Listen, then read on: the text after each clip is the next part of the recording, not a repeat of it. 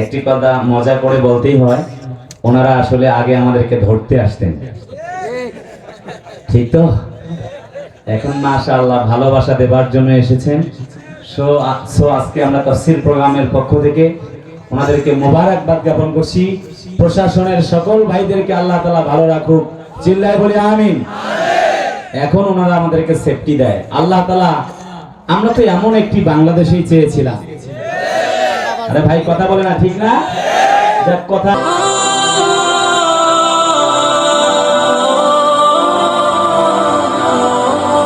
প্রিয় চট্টগ্রামবাসী, জিজ্ঞেস করতে চাই, আল্লাহর কোরআন মানার দরকার আছে না নাই? সকলে আওয়াজ দেন, চিল্লায় বলেন আছে না নাই? আল্লাহ কবুল করুক। দেখি তো আপনাদের আওয়াজটা কেমন হয়। মহান রব আল্লাহ সুবহানাহু ওয়া তাআলা যদি আমাদেরকে কবুল করে, তবে আমরা আজ কিছু কথা বলতে পারবো এবং শুনতে পারবো। আল্লাহ তো সকলকে কবুল করেনি।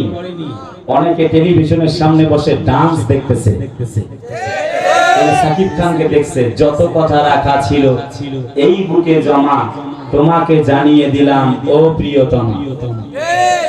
আরে কথা বলেন না ভাই। বাপ্পা ইসলামের কোরআনের নবীর পাগল হও। কথা বলেন না, ঠিক কি না? সূরা বাকারা থেকে আপনাদের সামনে তেলাওয়াত করেছি, সেখান থেকে কিছু কথা শোনাবো বলে ইরাদা করেছি। যদি আল্লাহ তৌফিক দান করে চিল্লায় বলি আমিন। সূরাতুল বাকারা এ মাদানিয়া, সূরাটি নাযিল হয়েছে মদিনায়। নাম হলো বাকারা। আল বাকারা মানে হচ্ছে একটি গাভী। এই বাকারা তো গরু নামে আল্লাহ সূরা দিয়ে কোরআনের 2 নম্বর সূরা 286টি আয়াত দিয়ে সূরাটিকে আল্লাহ পাক সাজিয়েছেন 40টি রুকু দিয়ে। অজুর তাসমিয়া কেন নামকরণ করা হলো বাকারা মানে গরু? এই সূরাটির ভেতরে গরু সম্পর্কে আলোচনা রয়েছে। আপনারা অনেকে পড়েছিলেন ডাকাও একটি গরু, রচনা ছিল না? কথা কয় না, ছিল না? ইকোটা গানের ভাই মাইক ভালো, ইকোটা একটু কমবে, সাউন্ডটা আমার কানে আরেকটু বাড়বে। আচ্ছা, তো গরু রচনা আল্লাহ পাক এখানে গরু কেমন রঙের, কি রঙের, কেমন হবে অনেক কথাই বলছেন। আমরা সেটি বলবার চেষ্টা করব ইনশাআল্লাহ। সহজ কথা হলো, সূরাটিতে গরুর কথা উল্লেখ আছে বলে সূরাটির নাম গরু রাখা হয়েছে, মানে বাকারা আরবি শব্দ। সাবাবে নজুল আমি একটু পরে আসছি। কেন আল্লাহ পাক শুরুতে গরুর কথা বললেন? তার মানে গরু মার্কা মানুষগুলি যদি এই কোরআনটা মানে, তারা নাস পৃথিবীর সর্বশ্রেষ্ঠ মানবে রূপ নিবে, সর্বশ্রেষ্ঠ মানুষ হিসেবে রূপান্তরিত হয়ে যাবে। সুবহানাল্লাহ বলেন। তার মানে গরু খায়, দায়, ঘুমায়, ঠিক না? বোধ শক্তি নাই, বোঝে না ভালো মন্দ। যদি আমরা এমন হই তাহলে চলবে না, বরং কি হওয়া লাগবে? সব কথা কোরআন আছে। এই বাকারায় সাথীরা আসলে বলল, মাতা রাসূলুল্লাহ, হে আল্লাহর নবী, সূরা বর্ণনা করছেন, কিন্তু আর কখন আসবে আল্লাহর সাহায্য? আর তো মায়ের খেতে খেতে শেষ হয়ে গেলাম। আপনি বর্ণনা করছেন, গাভী সম্পর্কে আলোকপাত করছেন। নবীজি বললেন, তোমাদের জন্য বর্ণনা আছে, একটু অপেক্ষা করো। সুবহানাল্লাহ। সাথীরা বলে, মাতা নাসরুল্লাহ, ও নবীজি কখন আসবে আল্লাহর সাহায্য বলুন তো দেখি। আল্লাহ পাক বললেন, নবীজি ওই চ্যাপ্টার বন্ধ করো, এখন তুমি জাতির লোকদেরকে বলো, আলা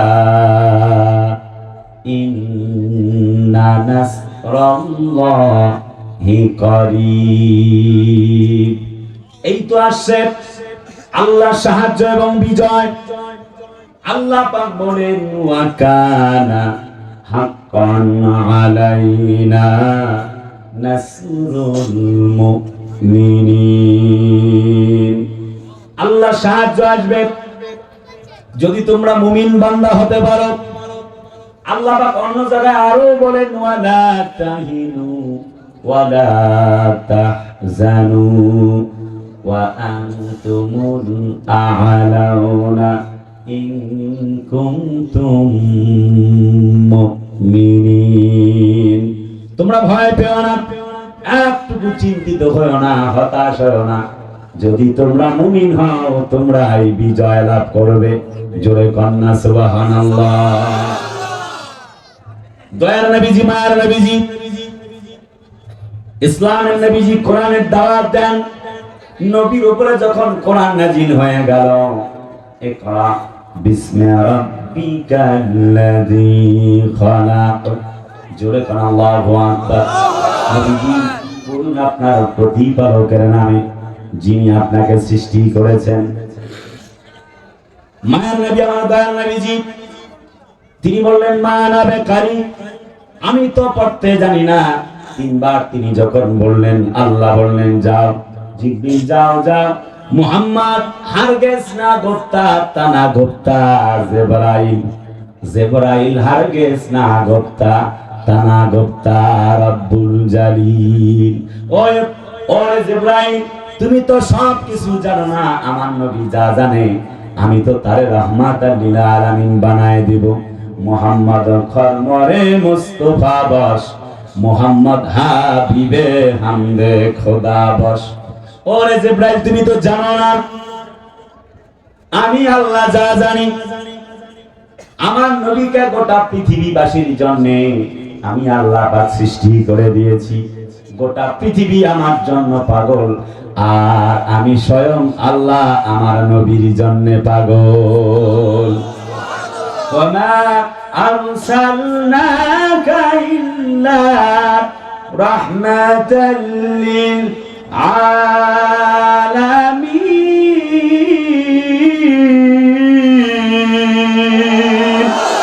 হাবিব, ও দোস্ত, গোটা পৃথিবীবাসীর জন্য তোমাকে আমি আল্লাহ পাক রহমত করে বানিয়েছি।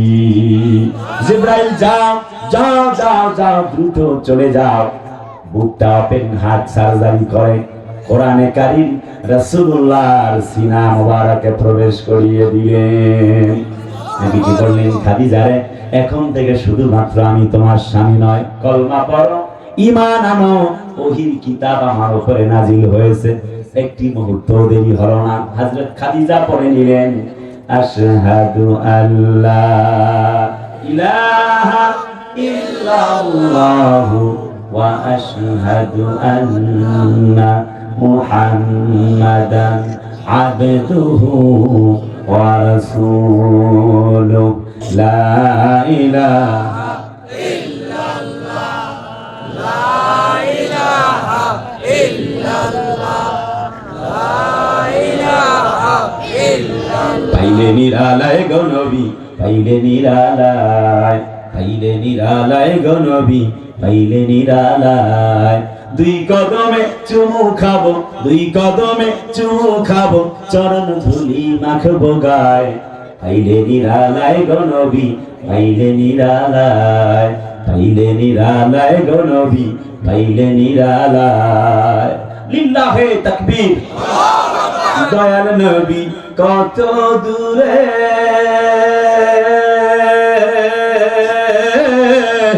লোহিত সাগরের তীরে। দয়াল নবী কত দূরে, লোহিত সাগরের তীরে। মদিনারি সোনার ঘরে, মদিনারি সোনার ঘরে আছেন তিনি সর্বদায়। পাইলে নিরালায় গো নবী, পাইলে নিরালায়, পাইলে নিরালায় গো নবী, পাইলে নিরালায়। নারায়ে তাকবীর। আমার নবীজি কোরআনের দাওয়াত দেন, চতুর্দিক থেকে বাধার শুরু হয়ে গেল। নবীজি কোরআন পাওয়ার পরে সাফা পাহাড়ে দাঁড়ালেন যখন, নবীজি একটি আওয়াজ দিলেন, তখন নবীজি বললেন, কুলু লা ইলাহা ইল্লাল্লাহ তুফলিহুন।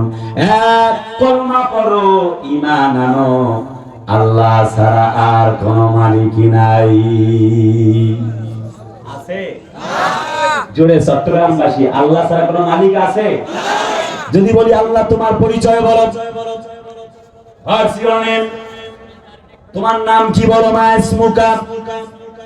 আল্লাহ পাক বলেন আল্লাহু লা ইলাহা ইল্লা হুয়াল হাইয়ুল কাইয়্যুম লা তাখুযুহু সিনাতুন ওয়ালা নাওম।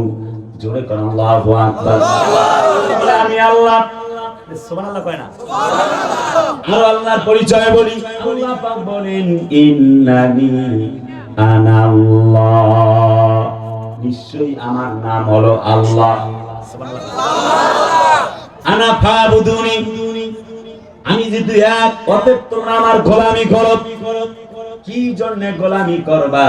হাইয়ুল কাইয়্যুম, আমি আল্লাহ হলাম চিরস্থায়ী এবং চিরঞ্জীব। বলো রব কেন তোমার ইবাদত করব? আল্লাহ কয় লা তাখুযুহু সিনাতুন ওয়ালা নাওম, কোন তন্দ্রা নিদ্রা আমারে স্পর্শ করে না। কুদ্দুস সিদ্দিকী, তুমি ওয়াজ করছো, 1-2 ঘন্টা পরে ঘুমের তন্দ্রার ভাব আসবে, তুমি আর টিকতে পারবা না। কথা বলে না? আমি যদি বলি আল্লাহ তুমি কেন ঘুমাও না, তুমি কি ঘুমাও না? আল্লাহ বলে না লা তাখুযুহু সিনাত, আমি আল্লাহ, আমাকে ঘুম স্পর্শ করতে পারে না। আল্লাহ কেন ঘুমাও না বলো দেখি? আল্লাহ যেন বলতে চায়, কুদ্দুস সিদ্দিকী চট্টগ্রামের মাটিতে আলোচনা করছো, সকাল 6টা যখন বাজবে, অনেকের বিমান ফ্লাইট আছে, ঢাকার মাটিতে যাবে। রাত 4টা বাজলে স্ট্রেঞ্জার হাজত হতে পারে। আপনারা কি আমার ভাষা বোঝেন? বোঝেন তো? রাত 4টা বাজলে পরে স্ট্রেঞ্জার হাজত যখন হয়ে যাবে, বলো বলো তোমাকে কে ডাক দিয়ে দিবে? আমি আল্লাহ যদি ঘুমায় যাই, বলো তো তোমারে কে ডাক দিয়ে দিবে? সেই জন্য আমি আল্লাহ ঘুমাই না, তোমরা ঘুমাও, আমি তোমাদেরকে পাহারা দিতে থাকি। সুবহানাল্লাহ কইতে ইচ্ছা করে না? আমার মায়ের নবীজি লোকদেরকে দাওয়াত দিচ্ছে, লোকেরা শোনো, যালিকাল কিতাবুলা রাইবা ফীহি হুদাল লিল মুত্তাকিন, এটা সেই কিতাব যেটা যার ভিতরে কোনো সন্দেহের অবকাশ নাই। This is the book and there is no doubt in the Holy Quran who those are for muttaqin, এটা সেই কিতাব যাতে সন্দেহ নাই। কিতাবটা আসছে মুত্তাকিদের জন্য। সুবহানাল্লাহ কয় না? এই কিতাবের দাওয়াত নবীজি দিতে শুরু করলেন, শোনো মক্কাবাসী, এক কলমা পড়ো, ঈমান আনো, কুল হুয়াল্লাহু আহাদ, আল্লাহ এক, Allah is one, he neither begets, none to him any equivalence, তার মতো আর কেউ নাই, শুধু আল্লাহকে মানো, জমিন যার, আইন চলবে তার। কথা কয় না? কারো বাবার আইন চলবে না। না, আওয়াজ তো না দিলে হবে না তো। আমি লক্ষ জনতার সামনে বক্তব্য দিয়ে থাকি, চট্টগ্রামবাসী একটু আওয়াজ দেওয়া লাগবে, কারো বাবার আইন চলবে না, কারো স্বামীর আইন চলবে না, কারো ভাইয়ের আইন চলবে না, ভাবি জানের আইন চলবে না, বুবু জানের আইন চলবে না, চাচা জানের আইন চলবে না, বাবা জানের আইন চলবে না, ওই যে ডোনাল্ড ট্রাম্পের আইন চলবে না, জো বাইডেনের আইন চলবে না, সাসিং প্রোর আইন চলবে না, ফ্রান্সের প্রধানমন্ত্রী বেটা ম্যাক্রোর আইন চলবে না, নরেন্দ্র মোদীজির আইন চলবে না, জমিন চার আইন চলবে তো।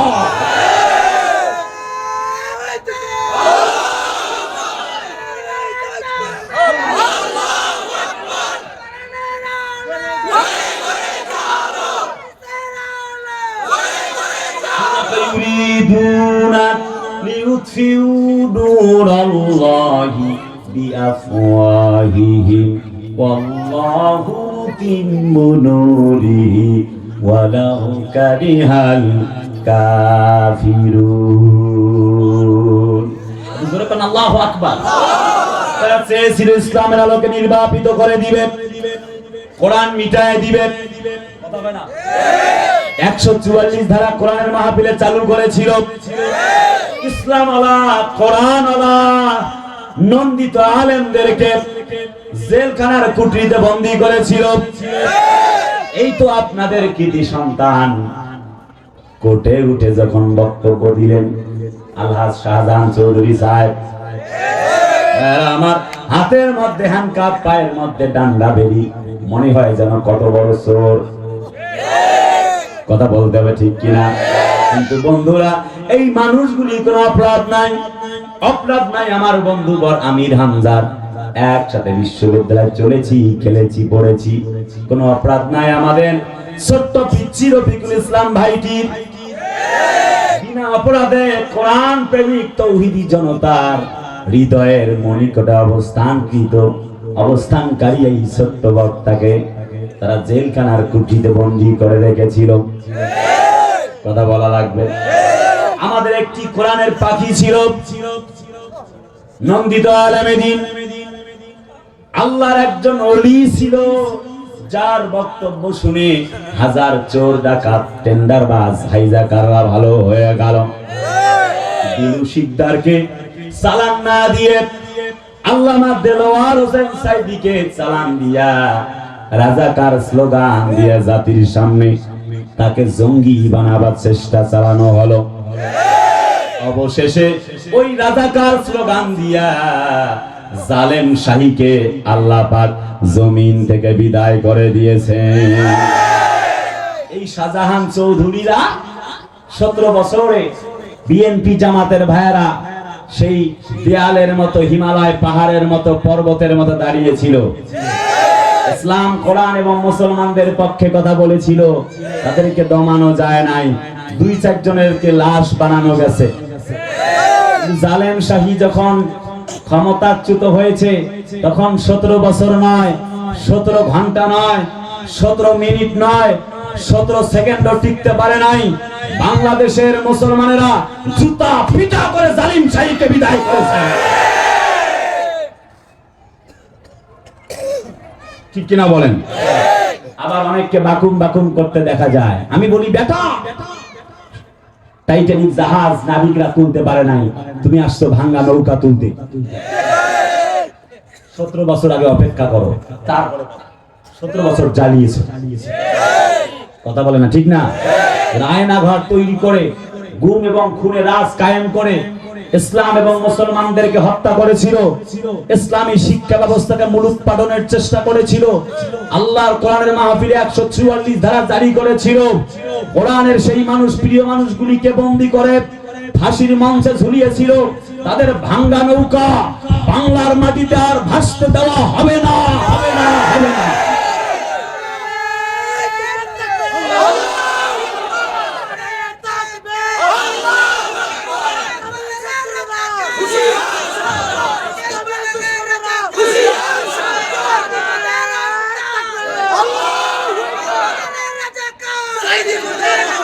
কারাগারে কাটালে 13টি বছর, বাতিলকে পেছে তোমায় দেখে থর থর। কথা বলে না? ঠিক না? কারাগারে কাটালে 13টি বছর, বাতিলকে পেছে তোমায় দেখে থর থর। তুমি যে ছিলে মোদের নয়নমণি, শহীদ হয়েছো তুমি এটাই জানি, অমর হয়েছো তুমি এটাই জানি। আল্লামা সাঈদী তুমি মরনি, শহীদ হয়েছো তুমি এটাই জানি, অমর হয়েছো তুমি এটাই জানি। দেখা তো হবে না আর এই জীবনে, দেখা হবে জান্নাতে ফুল বাগানে। ঠিক কি না? দেখা তো হবে না আর এই জীবনে, দেখা হবে জান্নাতে ফুল বাগানে। এই আশা কবুল করো আল্লাহ তুমি, শহীদ হয়েছো তুমি এটাই জানি, অমর হয়েছো তুমি এটাই জানি। আল্লামা সাঈদী তুমি মরনি, শহীদ হয়েছো তুমি এটাই জানি। লিল্লাহে তাকবীর। ইসলাম আমাদের কোনো অপরাধ নাই, শুধুমাত্র একটাই অপরাধ, আল্লাহর জমিনে আল্লাহর কোরআনের কথা বলা। আজও প্রমাণ করে দিচ্ছি পরিবেশটা কেমন, একটু গভীর মনোযোগ। দয়ার নবীজি, মায়ার নবীজি আমার, আল্লাহর নবীজি কোরআনের দাওয়াত দিলেন যখন চতুর্দিক থেকে বাধা শুরু হয়ে গেল, তখন নবীজি বললেন কলমা পড়ো, ঈমান আনো, আল্লাহ ছাড়া আর কোন মালিক নাই। আবু লাহাব মাথা উঁচু করে বলল, বেটা তাব্বাল্লাকা ইয়া মুহাম্মদ, আব্দুল্লাহর বেটা মুহাম্মদ, তুই ধ্বংস হয়ে যা। কিন্তু আল্লাহ কা হাবিব, ওয়া রাফা'না লাকা যিকরাক, নবী গো তোমার মর্যাদা গোটা পৃথিবীতে আমি উঁচা করে দিব। হাবিব কেন কান্দো বলো তো, মনটা কেন খারাপ, টেনশন করো না। আবু লাহাব বলে তাব্বাল্লাকা ইয়া মুহাম্মদ, বেটা মুহাম্মদ ধ্বংস হয়ে যা। হযরত নবীজি মনটা খারাপ করে বাড়ির দিকে যখন চললেন, জিবরিল বলে যাও যাও, একটা উপহার নিয়ে চলে যাও, আমার নবীকে বলো আল্লাহ এই কথা সহ্য করে না, আপনার বিরুদ্ধে কথা বললে আল্লাহ তার প্রতিবাদ করতে থাকে। সূরা লাহাব নাযিল হয়ে গেল।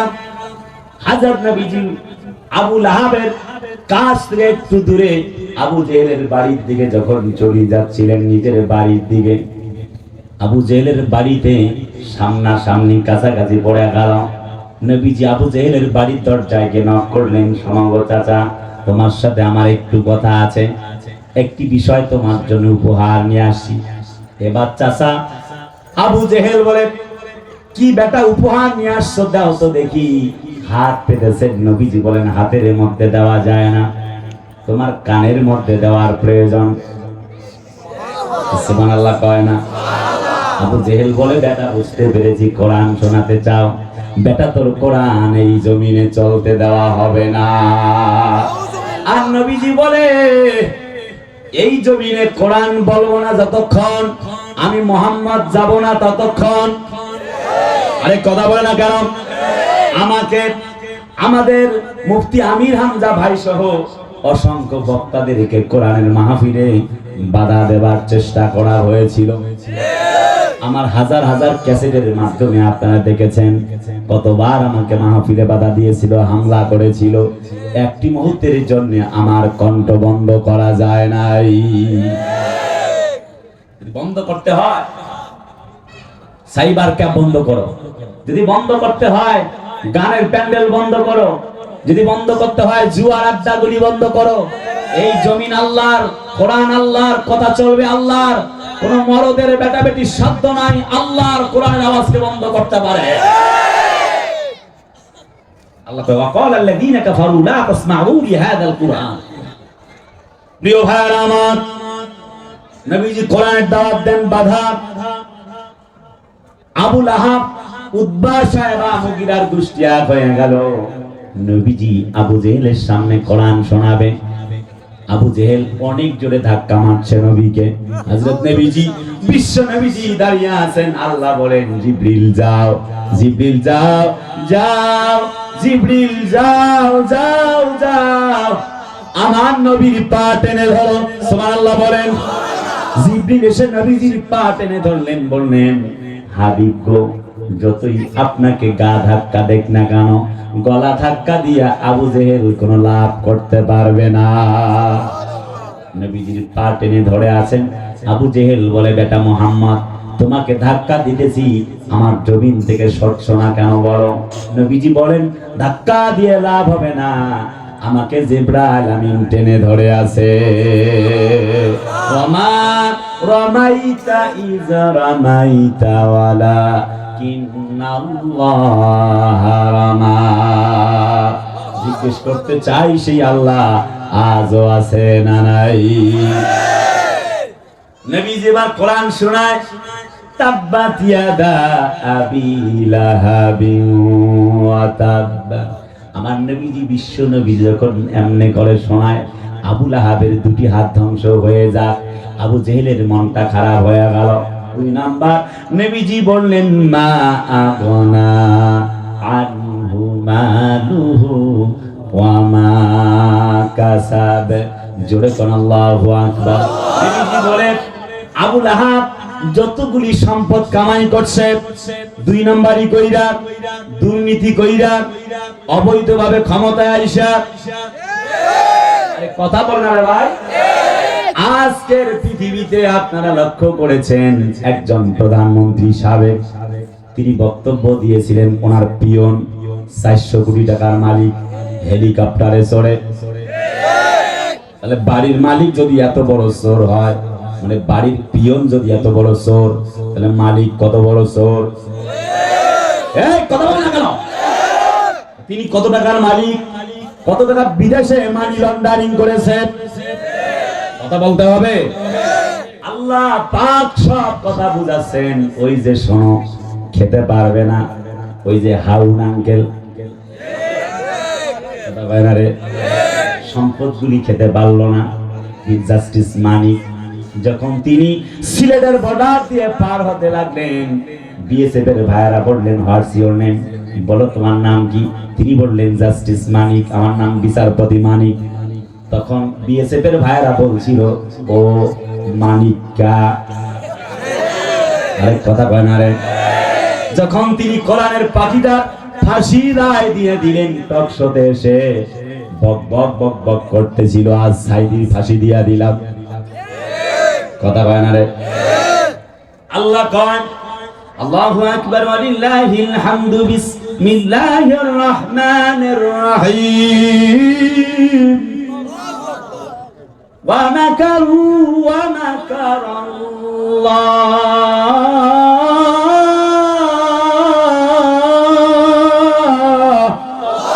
ওয়াল্লাহু খায়রুল মাকিরিন।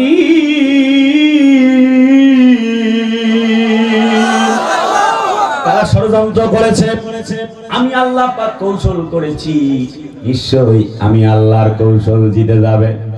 দরবেশ বাবা পালাবার চেষ্টা করেছিল, সালমান এফ রহমান নৌকার মাঝি, কিন্তু নৌকায় উঠেও শেষ রক্ষা হয় নাই। আল্লাহ বলে, তোমাদের ধরার প্রয়োজন নাই, আমি আল্লাহ নিজেই ধরেছি। আল্লাহকে আমি ছাড় দেই, কিন্তু ছেড়ে দেই না জালেমদেরকে, কথা বলে না রে ভাই, ঠিক কিনা? একটু গভীর মনোযোগ। আল্লাহ বললেন, আবু জেহেলের, আবু লাহাবের 2টি হাত ধ্বংস হোক। 2, আবু লাহাব যা দুর্নীতি কইরা ইনকাম করছে তা ধ্বংস হয়ে যাক, সমস্ত সম্পদ। 3 নাম্বার, আমরাতুহু হাম্মালাতাল হাতাব, তার মহিলা অর্থাৎ স্ত্রী, ওই যে জামিলা, রাক্ষসী মহিলা, কথা বলা লাগবে। আল্লাহ বলে, ওইটারেও ধরছি, আর সারাসারি হবে না। যখন আয়াত নাজিল হয়ে গেল সূরা লাহাব, বেচারা আবু লাহাবের মাথা খারাপ হয়ে গেল। তাফসীর ইবনে কাসির থেকে বলছি, তিনি বললেন 2টি সন্তান যাও, উতবা উতাইবা, অর্থাৎ নবীজির আপন বিয়াই ছিলেন আবু লাহাব। আবু লাহাবের 2 ছেলের সঙ্গে বিশ্ব নবীজির 2 মেয়ের বিয়ে হয়েছিল। 2টি সন্তানকে পাঠায় দিল, যাও। নবীজির সামনে এসে নবীজিকে উদ্দেশ্য করে বলছে, আব্দুল্লাহর বেটা মুহাম্মদ, তোমার 2 মেয়েকে তালাক দিয়া দিলাম। জোরে কর নাউজুবিল্লাহ। নবীজির চোখ বেয়ে বেয়ে পানি পড়ছে। 2 নাম্বার, মা দাল্লা সাহিবুকুম ওয়া মা গাওয়া। নবীজিকে বলে, শোনো আব্দুল্লাহর বেটা মুহাম্মদ, তোমার বানানো কিতাবের আয়াত মানি না। 3 নাম্বার, হযরত নবীজির গায়ে থুতু দিতে লাগলো। নবীজির চোখ বেয়ে বেয়ে পানি পড়ছে। আরশে আজিম পর্যন্ত যেন কান্না রোল পড়ে গেল। আসমান কাঁদে, জমিন কাঁদে, চতুর্দিক থেকে সাথীরা কাঁদে। কি করে এটা সম্ভব হচ্ছে? 4 নাম্বার, নবীজির গায়ে ছিল একটা ইয়ামিনের চাদর। চাদরটা ধরে এত জোরে টান দিল আবু লাহাবের 2 ছেলে, হযরত নবীজি জমিনের মধ্যে পড়ে গেল। আল্লাহ বলে, হাবিব, ও দোস্ত, কেন গো তুমি কান্দো? কুলিয়া আইয়ুহান নাসু ইন্নী রাসূলুল্লাহ ইলাইকুম জামিআ। হাবিব, কেন গো নবীজি কান্দ? গোটা পৃথিবীবাসীর জন্য তোমাকে রাসূল করে বানাইছি। আরে সুবহানাল্লাহ কয় না? আল্লাহ নবীজি, বিশ্ব নবীজির মনটা বড় খারাপ। আল্লাহ বলে, হাবিব গো একটু টেনশন করবার কিছু নাই। আবু জেহেল বলল, বেটা দাঁড়াও, তোমাকে এই মক্কার জমিন থেকে নিষিদ্ধ করা হবে।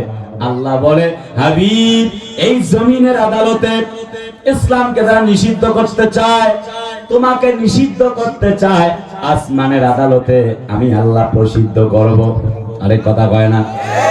এই জমিনে জামাত ইসলামীকে নিষিদ্ধ করা হয়েছিল, আল্লাহ কয় আসমানে প্রসিদ্ধ করেছি। কথা বলে না? ঠিক না? দুনিয়ার আদালতে কে নিষিদ্ধ করলো তা আমাদের দেখার যায় আসে না। চতুর্দিক থেকে এখন একটি এমন রব উঠেছে, একটি শব্দ, হিন্দু, বৌদ্ধ, খ্রিস্টান, ডোমডাওয়াই, মেথর, মুচি, helper, doctor, contractor, master, professor. আমার ভাইয়েরা, একটি মাত্র রব উঠেছে, অর্থাৎ তারা সবাই যেন বলতে চায় আর পুরাতন ইঞ্জিন সার্ভিস করে লাভ নাই, আগামীতে নতুন ইঞ্জিন ইসলামীকে ক্ষমতায় দেখতে চায়।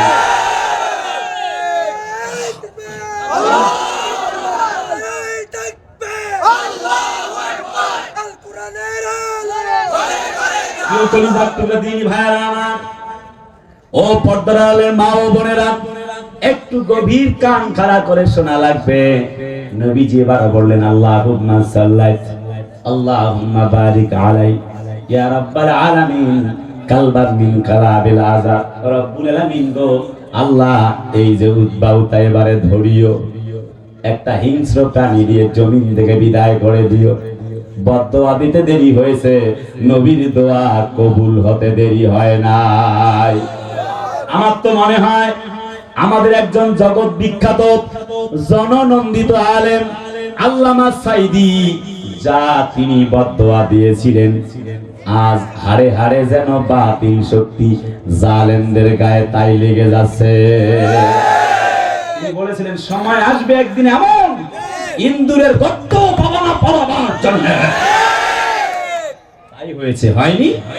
তিনি বলেছিলেন 12 কোটিতে লাড়া দিবে, মামু বাড়ি দিল্লি গিয়ে পড়বা। তাই পড়েছে না?